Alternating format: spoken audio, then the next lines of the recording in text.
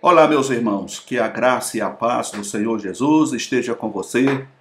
É uma alegria muito grande poder estar aqui de volta mais uma vez para juntos estudarmos mais uma lição da Escola Bíblica Dominical. E desta feita nós vamos estar dando início ao quarto trimestre de 2021, que traz por tema o apóstolo Paulo, lições da vida e ministério do apóstolo dos gentios para a Igreja de Cristo. Essa lição é a lição da CPAD. Então vamos estar iniciando esse trimestre com a lição da CPAD, enquanto as outras estão a caminho. E nós vamos estar estudando hoje a lição de número 1. Gostaria que você, por gentileza, meu querido irmão, que ainda não adquiriu a sua lição, que você possa estar fazendo as anotações de alguns pontos que vamos estar passando aí. E se já tem a sua lição, você pode estar, acompanhando aí esse comentário que vamos estar fazendo. Essa primeira lição, nós vamos estar falando sobre o mundo do apóstolo Paulo. Na verdade, nós vamos estar fazendo aqui uma dinâmica, trazendo uma dinâmica, né, da vida de Paulo. Seu nascimento, a sua adolescência, né, a sua fase adulta e a maneira como ele se comportou diante da religião, das leis que ele defendia como fariseu.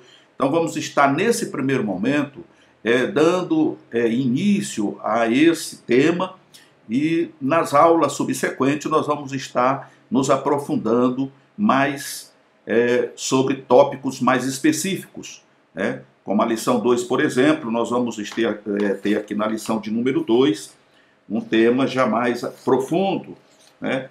Saulo de Tarso, o perseguidor. Então nós vamos aqui, o comentarista da lição, desta lição, é o pastor Elienay Cabral, se não me foge a memória, e ele vai tratar desse tema por esses 3 meses, né?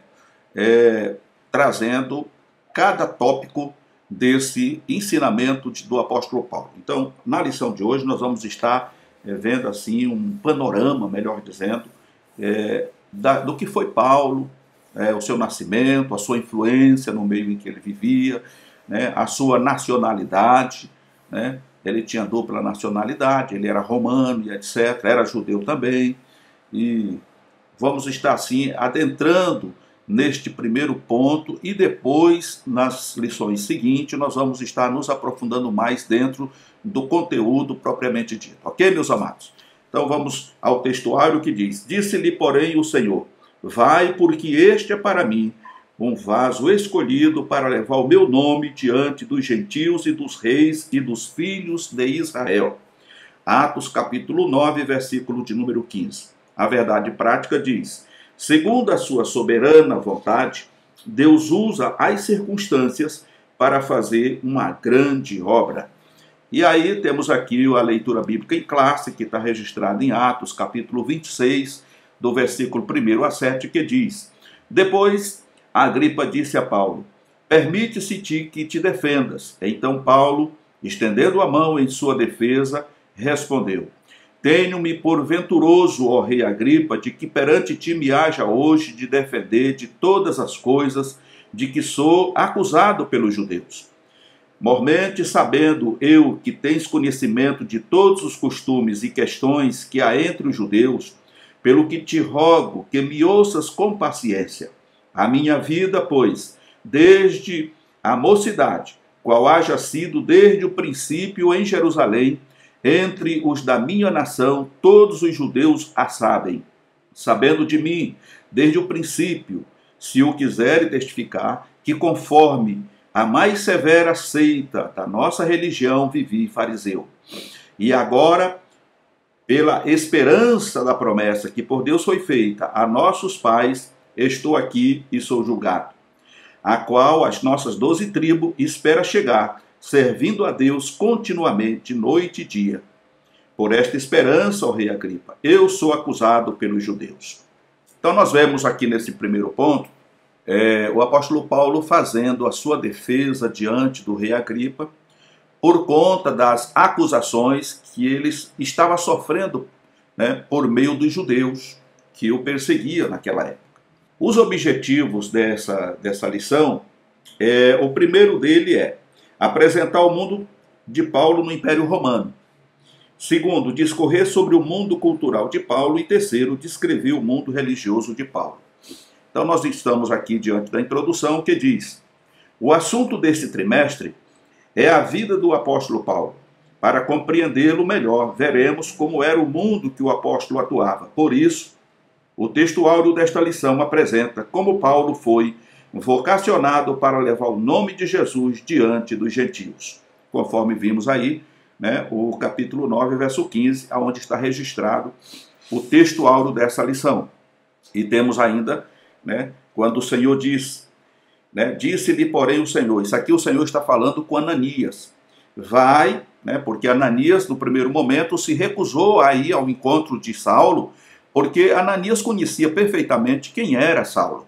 Sabia que ele era um grande perseguidor, era realmente um assassino, né, era um matador de cristãos, porque na ignorância, cego pela religiosidade da sua época, pelo farisaísmo, ele achava que estava fazendo certo.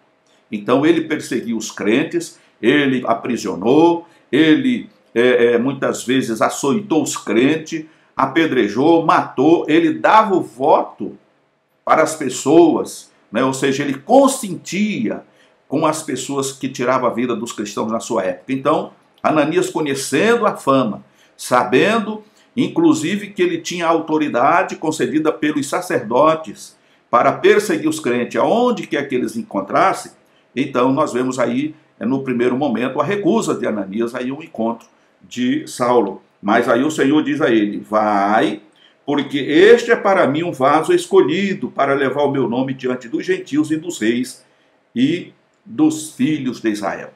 Quando a gente olha, né, para esse preâmbulo, a gente percebe que o Senhor abarcou os gentios, né, no primeiro momento aqui, os reis, e está no plural, e os filhos de Israel. O que isso quer dizer, meus queridos, é que naquela época já existiam judeus espalhados por várias partes, né, daquele mundo de então. E aí nós vamos ver no decorrer desse comentário que existia o Império Romano, ele dominava praticamente tudo naquela época. Então traz aqui uma geografia de que eles tinham domínio numa área de aproximadamente 300 mil quilômetros. Então era muita coisa. Então muitos judeus, deixando a sua terra natal, se infiltraram por essas nações, por esses países, né? Por essas cidades. E agora Paulo era comissionado pelo Senhor não só para levar o evangelho aos gentios, os não-judeus, como também para os reis, para os tribunos, para todas as pessoas de classe média alta, mas como também para os judeus que estavam, né, inseridos nestas nações. Então nós encontramos aqui, a partir deste momento, que Paulo ele é chamado por Deus para fazer um grande trabalho para Deus. E aí nós entendemos que o mundo de Paulo, ele se dá exatamente. Por quê? Porque ele era romano de nascimento, era judeu por parte de mãe, né? Seu pai era fariseu, era uma pessoa de grande influência na sociedade da época, né? Inclusive na religião. Então, Saulo de Tarso, né, como o próprio nome diz, ele nasceu lá em Tarso, que era a capital romana, certo? E ele, a partir de então, ele começa a receber as primeiras instruções. Ele teve a oportunidade de estudar, digamos assim, nos melhores colégios da sua época.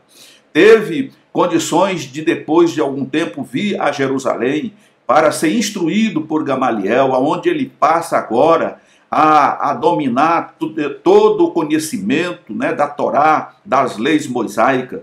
E, inclusive, a história diz que ele era o sonho daqueles judeus da época de que ele se tornasse um mestre, um rabino também em Israel. Então ele foi preparado para isso. E ele, como ele próprio dá testemunho, por muitos anos, ele foi fariseu. E ele defendia a sua religião com unhas e dentes. Quando surge esse movimento, ou essa seita, conforme ele dizia, essa seita do caminho, que eram aquelas pessoas que eram seguidores do Cristo, do Machia, então ele não aceitou.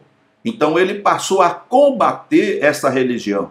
E no coração dele o desejo era de exterminar, de apagar da face da terra qualquer resquício que desse continuidade a essa seita que estava sendo propagada.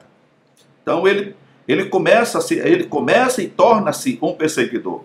Numa de suas mensagens, o reverendo, né, Dias Lopes, né, o reverendo Hernandes Dias Lopes, ele classifica Paulo, né, ou Saulo, como uma fera, um animal selvagem, que se abate sobre a sua presa, com a sede de sangue, de exterminar, de riscar do mapa, não deixando nenhum vestígio daquela presa. Então essa era a atitude de Paulo, segundo, né, a mensagem do pastor Hernandes Dias Lopes, quando ele fala da vida de Paulo. Então, meus amados irmãos, ele era zeloso, ele era muito zeloso pela sua religião, e ele persegue os cristãos. No entanto, ele não conhecia o Senhor Jesus, ele agia por ignorância, ele achava que a única religião certa e que a mais necessária na sua época e para todas as épocas era continuar seguindo, né, tudo aquilo que Deus tinha passado a Moisés e que no decorrer dos anos tinha sido observado pelo povo judeu. Então, para ele, aquela era a religião principal e a mais importante. Qualquer outra que não fosse, que não tivesse nenhuma ligação com a observância das leis mosaicas, não era religião, mas era uma seita. E como seita deveria ser perseguido. Então nós vemos aqui, por exemplo, no tópico 1, nós vamos ver o mundo de Paulo no Império Romano. E aí nós vemos do seu nascimento, inclusive, não existe assim informações detalhadas, aprofundadas acerca do seu nascimento, mas a história diz que ele, como o próprio nome, Saulo de Tarso. Então Saulo, nome, Tarso, a região da onde ele era. Então deduz-se que ele nasceu em Tarso. Ele era romano por nascimento e depois ele vai, inclusive, justificar isso diante dos romanos quando tentaram açoitar ele, fazer algumas coisas. Ele diz, olha, vocês não podem fazer isso. A lei é contra isso. Eu sou romano, como é que você vai esfolar um romano? E aí a gente tem nos Atos toda essa história, ele defendendo a sua cidadania e etc e tal. Inclusive, né, a pessoa diz assim, poxa vida, você é romano de nascimento? Falou, eu sou romano de nascimento. Falou, pois eu, para ser romano, eu tive que pagar uma alta soma, uma quantidade muito grande de dinheiro para obter essa cidadania. Então a pessoa tinha comprado a sua cidadania, enquanto que Saulo era por nascimento. E Saulo, nós vemos aqui, no ponto 2, falando sobre a geografia do mundo de Paulo, então nós vemos aqui que o mundo gentílico que estava sob o domínio do Império Romano, naqueles dias entre o ano 33 e 35, e o imperador da época era Tibério. E a dimensão geográfica do Império Romano permitia excelentes possibilidades de viagens missionárias, segundo informes da história. Havia uma malha viária que abrangia em torno de 300 mil quilômetros, como já disse, sendo que 90 mil quilômetros apresentavam condições excelentes para viajar. E Paulo, diante desse encontro com o Senhor, ele passa agora a usufruir dessa liberdade que ele tinha como romano. Ele tinha acesso, ele tinha liberdade de ir e vir. E ele passa agora a pregar o evangelho em toda essa região aqui, dentro desses 90 mil quilômetros, né, onde era possível viajar com segurança, existiam inclusive os meios, né, marítimo, navios que se deslocavam das regiões ali de Tarso para outros países. Ele teve condições de chegar até a Espanha, então ele viajou muito, ele foi um missionário que dedicou a sua vida para levar o evangelho. A história diz que depois de Jesus, Saulo é o segundo homem que mais evangelizou, que mais fez pela obra de Deus aqui na terra, né? E louvado seja Deus por isso. No terceiro ponto vem falar que Paulo, chamado para os gentios, lá em Atos 9 mostra que em sua infinita sabedoria e presciência, Deus separou Paulo e o chamou a partir de uma experiência espiritual impressionante, bem diferente dos demais apóstolos, para levar o nome de Jesus ao mundo gentílico. Ele soube que seu apostolado não se daria em Jerusalém, que já tinha Pedro, Tiago, irmão do Senhor, e João, além dos outros apóstolos que ainda não haviam se espalhado pelo mundo. Por isso, Atos 26 menciona o testemunho pessoal do apóstolo perante o rei Agripa. Mas levanta-te e põe-te sobre teus pés, porque te apareci por isto, para pôr por ministro e testemunha dos gentios a quem agora te envio. Então, nesse terceiro ponto aqui, nós vamos ver sobre a conversão do apóstolo Paulo. Nós vamos estar observando que ele não fez parte do colegiado dos apóstolos, ele não andou com Jesus, mas ele teve um encontro, inclusive em alguns comentaristas, alguns escritores chamam de encontro inusitado. Por quê? Porque se deu quando ele estava descendo para Damasco, né? Estava descendo para Damasco para aprisionar os cristãos que ali encontrasse, para assassiná-los, arrastá-los, né? Como ele costumava fazer, porque ele era mau, ele achava que estava defendendo o certo, estava do lado errado, né? Então, o encontro de Saulo se deu naquele caminho, né? No deserto, já próximo a Damasco. E ele ali, quando ele é cercado por aquele clarão, e o Senhor fala com ele, chama ele pelo nome, e diz: Saulo, Saulo, por que me persegues? Duro é para ti recalcitrar contra os aguilhões. E aí ele diz: quem és, Senhor? E aí Jesus responde: eu sou Jesus, a quem tu persegues. Mas levanta, e aí ele diz: o que queres que eu faça? Levanta-te, põe sobre os teus pés, e vai à rua chamada direita, na casa de Tadeu, e lá eles vão te dizer, será dito para você o que você deve fazer. E nesse momento, quando Jesus fala com ele, ele fica cego. Ele não consegue ver mais nada, um palmo diante dos seus olhos. O soldado, as pessoas que acompanhavam ele naquela comitiva, ouviram a voz, mas não entenderam nada. E agora ele é guiado, e lá na casa de Judas, ele fica hospedado. E a Bíblia diz que ele fica 3 dias em jejum. E o Senhor fala com Ananias, e Ananias vai ao seu encontro e ora por ele. As escamas caem dos seus olhos, ele aceita Jesus, é batizado. E a partir daquele momento, o perseguidor se torna agora um perseguido. Aquele que defendia a sua tese, a sua religião, agora passa a defender o evangelho de nosso Senhor Jesus Cristo. E assim, ele se torna um cristão. Diz aqui o ponto 2 que o mundo cultural de Paulo, a língua mundial daqueles dias era o grego.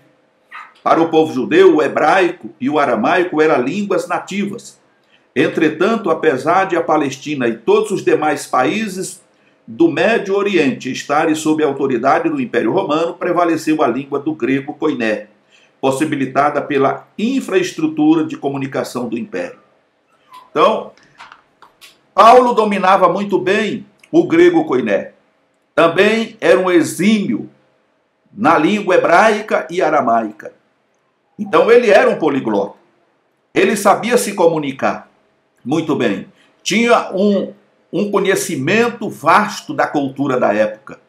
A história diz que Saulo, ele tinha também um profundo conhecimento das leis. Era um exímio orador. Então ele era a pessoa certa para levar o evangelho aos gentios, aos reis e aos judeus que estavam dispersos. Meus amados, quando a gente olha para a biografia dos apóstolos, dos discípulos de Jesus, nós vamos ver que eles eram pessoas indoutas, pessoas que não tinham conhecimento cultural. Eles eram pescadores, homens humildes. E o Senhor, a princípio, quando diz para ele, ficai em Jerusalém, até que do alto sejais revestido de poder, e então ser-me-eis testemunha em Jerusalém, na Judéia e Samaria e até os confins da terra, o Senhor estava dizendo que o evangelho precisava chegar aos 4 cantos do planeta. Mas esses homens, eles não teriam condições de chegar tão longe. Pregar em Jerusalém, na Judéia e Samaria, eles fizeram. Eles puderam fazer e fizeram muito bem feito. Mas houve um princípio ali que eles se acomodaram. Até porque no discurso de Pedro, quando eles são revestidos do poder de Deus, quando Pedro usa da palavra, ele fala com tanta eloquência, com tanto convencimento, que as pessoas que estavam ali, não só entendendo o que estava sendo dito através das línguas que aqueles irmãos estavam falando lá no cenáculo, falando para eles do amor de Deus, pregando o evangelho para eles no seu idioma nascido, ou que tinha sido criado. O sermão de Pedro impactou aquelas vidas de tal modo que o texto de Atos diz que naquele dia quase 3.000 almas se converteu. Então, para uma igreja que nasce já com uma membrazia, vamos dizer assim, de 3.000 membros, não é coisa pequena, não é coisa fácil. Então, lógica que era necessário que houvesse uma administração, uma organização, e isso, né, acabou, né, talvez retardando o trabalhar daqueles irmãos em levar avante, né, a pregação do evangelho. E aí começa a vir a perseguição. Porque, por outro lado, quando a gente olha na história, e alguns comentaristas dizem de que uma boa parte da defesa dos fariseus, da religiosidade da época, era a inveja. Eles já tiveram inveja de Jesus diante do que Jesus fez. Agora eles viam, através dos apóstolos de Cristo, sendo realizados os mesmos milagres, e talvez milagres em maior escala do que tinha sido feito por Jesus, porque o Senhor Jesus disse que eles teriam condições de fazer muito mais do que Jesus tinha feito. Porque Jesus ia voltar para o Pai. E o Espírito Santo viria para estar com eles e auxiliá-los nesse trabalho. Então a perseguição não era só pelo fato de uma nova seita, mas era pelo que estava acontecendo. As pessoas viam e ouviam sobre Deus, e elas se convenciam ou eram convencidas pelo Espírito Santo e se rendiam aos pés do Senhor Jesus. Ou seja, a religião judaica estava perdendo adepto. Essa que é a grande verdade. Então daí aparece Saulo de Tarso como salvador da pátria, tentando botar fim, exterminar com os líderes, com aquelas pessoas que tinham estado com Jesus, porque destruindo a cabeça, que aliás até hoje ainda tem sido uma estratégia de Satanás. Destrói a cabeça, ou destrói o pastor e as ovelhas se dispersam. Esse era o cerne da questão. Então ele tenta, através da autoridade que ele recebe, destruir os líderes, principalmente desta seita, como ele chamava, porque destruindo eles, os irmãos desanimavam. E é fato que ele dá testemunho de que ele fez muitas pessoas, debaixo da opressão, debaixo do castigo, dos açoites, fazer com que muitos irmãos blasfemassem contra Deus. Ele declara isso, né? Além daqueles que ele matou. Porque ele queria exterminar, porque eles não queriam perder a oportunidade. E eu me lembro que quando ainda criança, no Nordeste do nosso Brasil, eu presenciei ainda quando criança, a nossa igreja evangélica sendo perseguida pelos religiosos daquela região, sendo perseguidos, ao ponto daquelas pessoas proibirem os armazéns de vender até alimentos básicos para o sustento daqueles irmãos. Chegaram a passar fome, porque o comércio era proibido de vender qualquer coisa para os protestantes, como era conhecido naquela época, os protestantes. Né? Então, irmãos, imagine na época, né, dos apóstolos de Jesus Cristo. A perseguição, se em pleno século XX já aconteceu, imagine naquele século em que os apóstolos viveram. Então era algo fora do comum. O inimigo trabalhando para poder calar a igreja. E ele usando instrumentos humanos, como tem feito até os dias atuais. Então nós vemos aqui que Paulo, após ter esse encontro com Deus, ter esse encontro com o Senhor Jesus, ele reconhece o seu erro e ele agora passa a fazer parte do apostolado do Senhor Jesus. E ele vai agora levar o evangelho para as nações. Ele é comissionado pelo Senhor para ser o missionário dos gentios. E louvamos a Deus por isso, porque por intermédio do apóstolo Paulo, nós fomos alcançados por esse evangelho da graça.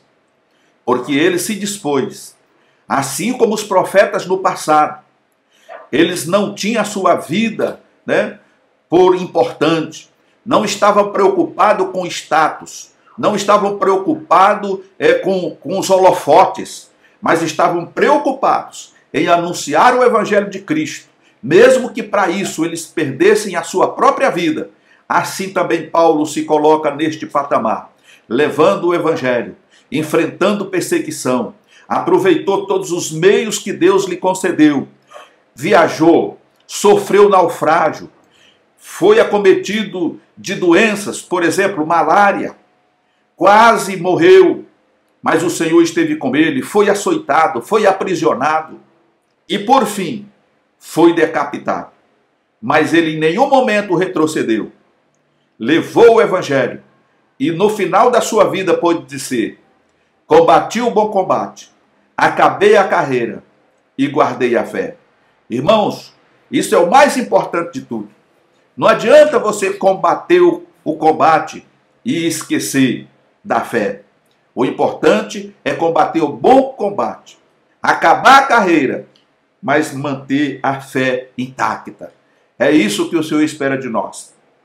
Muitas pessoas têm pensamentos, talvez por falta de conhecimento bíblico, acha que quando cristão, uma vez aceitando Jesus, você nunca mais peca, nunca mais vai ter problema, nunca vai enfrentar dificuldade, nunca vai enfrentar circunstâncias contrárias, ventos contrários na sua vida. Mas a palavra de Deus nos diz, como o próprio Senhor Jesus disse: no mundo tereis aflição. Enquanto estivermos aqui, seremos afligidos, seremos perseguidos, seremos muitas vezes aprisionados, se bem que o nosso país ainda existe, ainda temos a liberdade de expressão, entre aspas, mas nesses últimos dias as coisas têm ficado difíceis, ainda temos a liberdade de pregar o evangelho, podemos pregar nos hospitais, nos ônibus, nos trens, na rua, nas praças, podemos fazer a obra do Senhor. Não precisamos ser um crente secreto, mas poderemos sofrer consequências por causa disso. Em alguns países não pode pregar o evangelho. Os irmãos lá têm que ser crente secreto mesmo, porque se forem descobertos serão aprisionados, serão colocados na masmorra, serão degolados. Em muitos países, você cristão é considerado como aqui no Brasil um traficante de droga e é perseguido pelas autoridades, e aprisionado. Em muitos países acontece isso, mas o que importa é que o nome do Senhor Jesus tem que ser levado às nações. O que importa é que o evangelho do reino precisa ser pregado.